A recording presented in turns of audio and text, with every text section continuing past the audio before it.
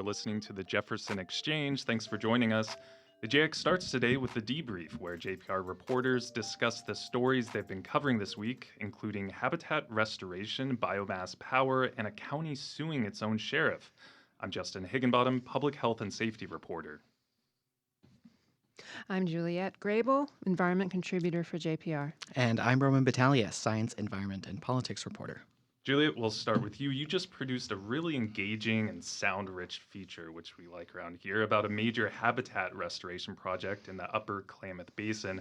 Could you tell us about that project? Sure. So this project is taking place in the Upper Klamath Basin at the edge of Agency Lake, which is the upper lobe of Upper Klamath Lake. And it's restoring wetland habitat to this area, which is extremely important for a number of reasons, including water quality, habitat for birds, fish, and endangered wildlife such as spotted frogs. Yeah, sounds like an amazing project. What did they have to do to reconnect those 14,000 acres that you mentioned in your story of former wetland habitat to the Upper Klamath Lake? So a ton of groundwork had to take place before they could breach the levees and flood or inundate these areas. And so some of the groundwork that had to take place were internal breaches in this 14,000 acre area. They also had to prepare areas for inundation so that erosion wouldn't take place once the water started coming in. So it was actually a big engineering project more than anything else. Yeah, it's very impressive. What are the benefits of this project? The great thing about this project is that there are multiple benefits. So for one, it'll increase storage capacity of Upper Klamath Lake significantly. That will mean that the lake will fill and drain more slowly over time. Water quality should improve. So these fringing wetlands are really important for filtering out nutrients like phosphorus.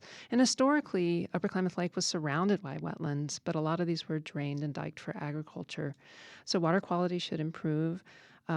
These wetlands will also provide habitat for migrating and breeding birds that use the Pacific Flyway. As a lot of listeners probably know, this area is extremely important for migratory birds.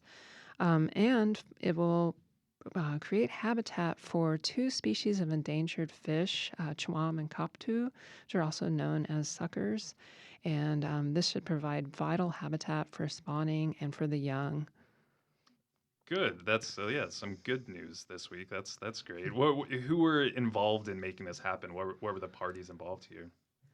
So this project was a huge collaboration. Some of the major partners are Ducks Unlimited, U.S. Fish and Wildlife Service, and the Klamath Tribes, but there were a lot of other partners involved in the planning and implementation too. BCI Contracting implemented the project. This is a Portland-based contractor owned by three brothers. Trout Unlimited is involved. They're an NGO that works a lot with local landowners. And private landowners are actually a big partner. Even though the area that was inundated is on federal land, there are subsequent phases of the project that will take place on private land and definitely require the cooperation of those landowners. And in your story, you mentioned there's special significance to the Klamath people. Could you talk about that? Sure. So the project's significant to Klamath tribes for a number of reasons. One, takes place on their homelands, and so there were cultural monitors throughout the project who were on site witnessing any ground disturbance that was taking place. The project's also significant because it will restore wetland habitat, which is important for traditional foods, including plants, but also including these fish that I mentioned earlier. These fish are endangered and they're really on the brink right now. What's happening is that the population as a whole is older, and the fish are spawning, but the young aren't surviving well. And so what that means is there aren't enough young fish to replace the older population as they get old and die out. And so we're in a really critical period right now. I was speaking with Chairman William Ray about this, and he said really the next 5 years are critical as to whether these species will survive or not. And in your story, you describe a clever bit of engineering used in the project called a wave attenuator. What's that and what's so special about it? Yeah, so the wave attenuator takes advantage of an existing east and west running dike. And so this whole area, if you can kind of picture it as an overlay grid of canals crisscrossing this giant area. And so they took this existing dike and they supplemented it with material so that it slopes gently back into the wetlands that are to be flooded. And what this will do is break up any wave action. So Upper Klamath Lake is huge, and so you do have waves that are generated by wind, and these can cause a lot of erosion and bring up material from the bottom, and that would inhibit vegetation from establishing. So this wave attenuator is this big feature that will interrupt that wave action, allow vegetation to establish, and also keep the water quality better by keeping it clearer. And clear water can hold more oxygen than turbid water. And so that should be also good for aquatic creatures like fish. Oh, that sounds really interesting. You mentioned that this is actually just the beginning part of a much larger restoration plan. What comes next? Yes, so phase one is wrapping up this year, and so there was to be another second external breach that may have already taken place. Those wetlands will be inundated, and then they'll go back and they'll do some seeding and planting of willows around that wave attenuator area, and that will pretty much wrap up phase one. Phase two and phase three will involve restoring two creeks that are north of the inundated area. Those are 4 Mile and 7 Mile creeks, so they'll be restored to their historic channels. There'll also be some upland restoration that takes place alongside of that, and that will take place partly on private lands. Thank you very much, Juliet. Roman, turning to you, you covered a story about a biomass plant in Humboldt County that's really part of a larger conversation about renewable energy.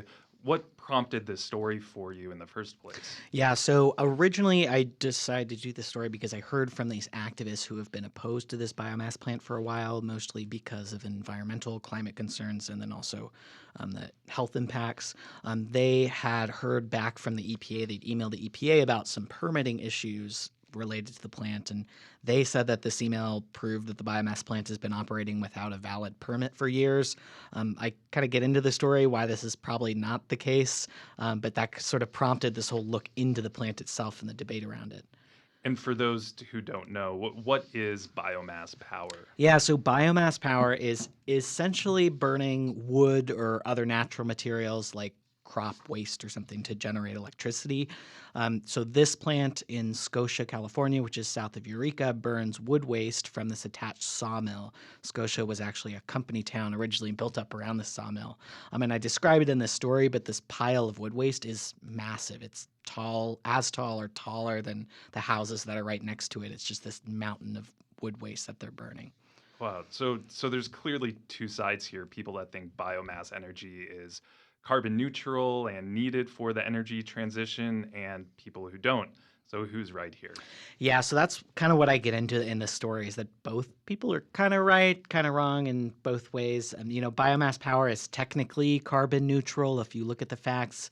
But in the long term, really, you essentially have to plant as many trees as you burn in order for it to be carbon neutral because the new trees will suck up the carbon that's released by the biomass plant. But growing trees can take a long time, 20 to 30 years. And, activists are saying that biomass power is essentially speeding up this natural process and releasing this carbon much more quickly than it would normally.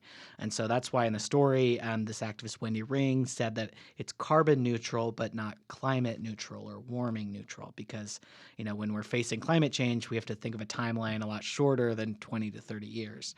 And, that extra CO2 in the atmosphere is going to be there right now, warming the atmosphere, which could bring more effects and sort of a landslide effect going into the future. And so is there an alternative for all this wood waste the sawmill produces?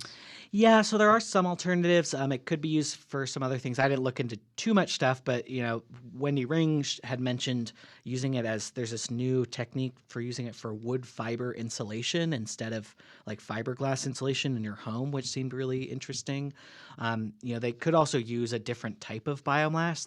Biomass plant. There's a different way of using this wood waste called a gasification plant. And basically, instead of burning the waste, that type of plant just heats it up really hot, and it creates this flammable gas that you can then burn to generate electricity, sort of like natural gas. It has, it produces less power than natural gas does, but, it's still this product you can create. And then a byproduct of gasification is also this waste called biochar, which is just charcoal. And you can use that in farming to increase soil fertility or other things.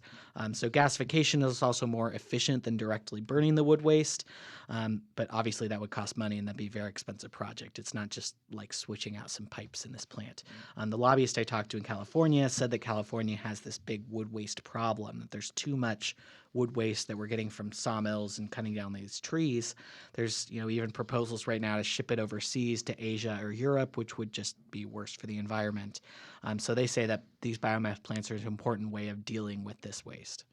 Great. And one of the cool things about being a reporter is that you get to dip your toes into subjects that you don't initially know anything about and that are very interesting. What did you personally learn while you were reporting on this story? I learned so much about biomass and just about the power system in general. I've reported on some electricity stuff before, but I think there's a lot of conversations about baseline and base load power in the coming years, because coal and natural gas plants have typically provided our base load power, which is sort of this just like, this is the base, this is the minimum amount of power we need, and then solar and wind and other renewables are kind of a bonus on top of that.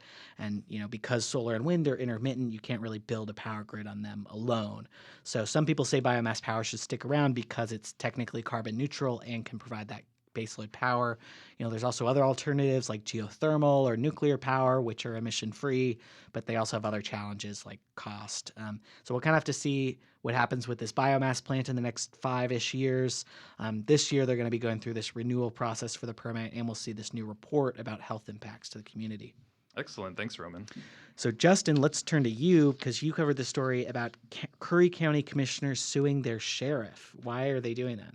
Yeah, so the commissioners filed this complaint last week, and it alleges that Sheriff John Ward, the Curry County Sheriff, has refused to provide the county's legal counsel with documents. And according to the lawsuit, those documents detail things like county property and contracts, employment matters, and even potential liabilities for the county.